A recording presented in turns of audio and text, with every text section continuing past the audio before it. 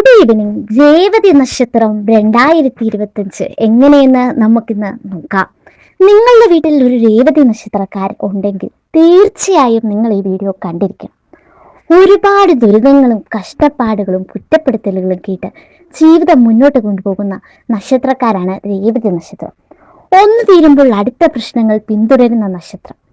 2025 ഇതിനെല്ലാം ഒരു ശമനം ഉണ്ടാകുന്നതാണ്.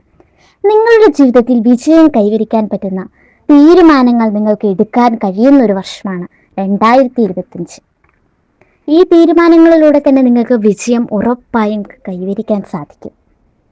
സുഹൃത്ത് സഹായം വളരെയധികം നിങ്ങൾക്ക് ലഭിക്കുന്ന ഒരു വർഷമാണ് 2025. അതുപോലെ തന്നെ കുറേ നാളുകളായി വിവാഹമൊന്നും നടക്കാതിരിക്കുന്ന ആളുകളാണെങ്കിൽ നല്ല വിവാഹ പങ്കാളിയെ ലഭിക്കാനുള്ള സാധ്യതകൾ കാണുന്നുണ്ട്. വിവാഹ യോഗം ഉണ്ട്.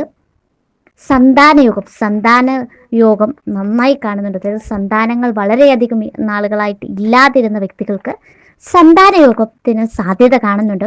കാര്യവിജയം, എന്ത് കാര്യത്തിനായിക്കോട്ടെ അത് ഇറങ്ങിപ്പെട്ടപ്പെട്ടാലും വിജയത്തിലേക്ക് എത്താനുള്ളൊരു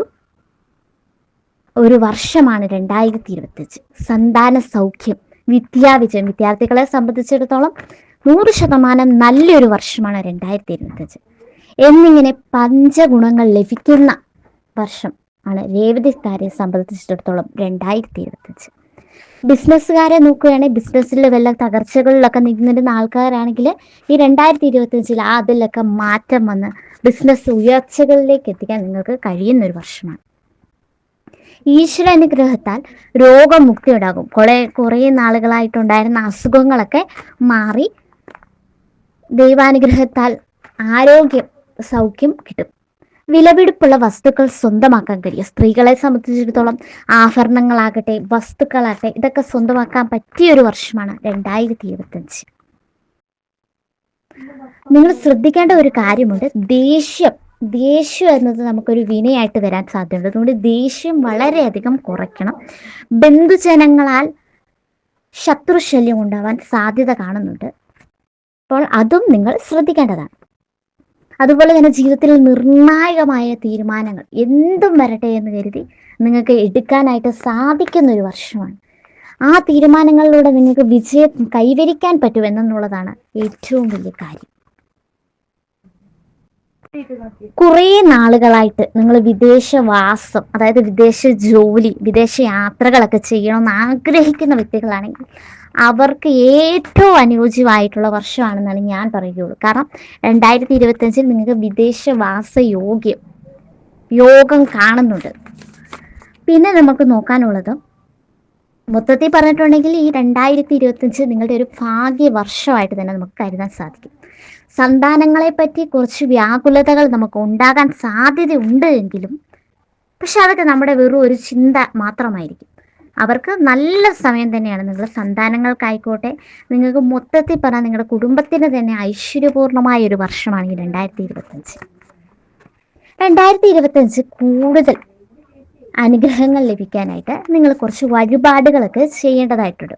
ഈ പുതുവത്സരം പിറക്കുന്നതിന് മുമ്പ് നിങ്ങൾ ഈ വഴിപാടുകൾ ചെയ്യുന്നത് തീർച്ചയായിട്ടും നിങ്ങൾക്ക് നല്ല ഫലങ്ങൾ കൊണ്ടുതരും.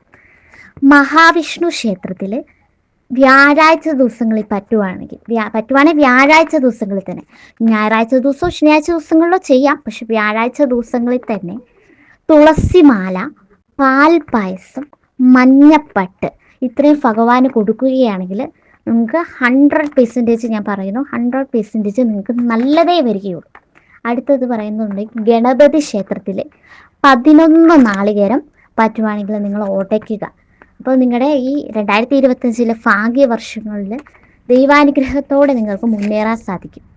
അപ്പോൾ എല്ലാവർക്കും 2025 നല്ലൊരു പുതുവർഷം തന്നെ സമ്മാനിക്കട്ടെ എന്ന് പ്രാർത്ഥിച്ചുകൊണ്ട് നമ്മളിവിടെ വീഡിയോ അവസാനിപ്പിക്കുകയാണ്. എല്ലാവരും നമ്മുടെ ചാനൽ ഇഷ്ടപ്പെടുകയാണെങ്കിൽ സബ്സ്ക്രൈബ് ചെയ്യുക, ലൈക്ക് ചെയ്യുക, സപ്പോർട്ട് ചെയ്യുക.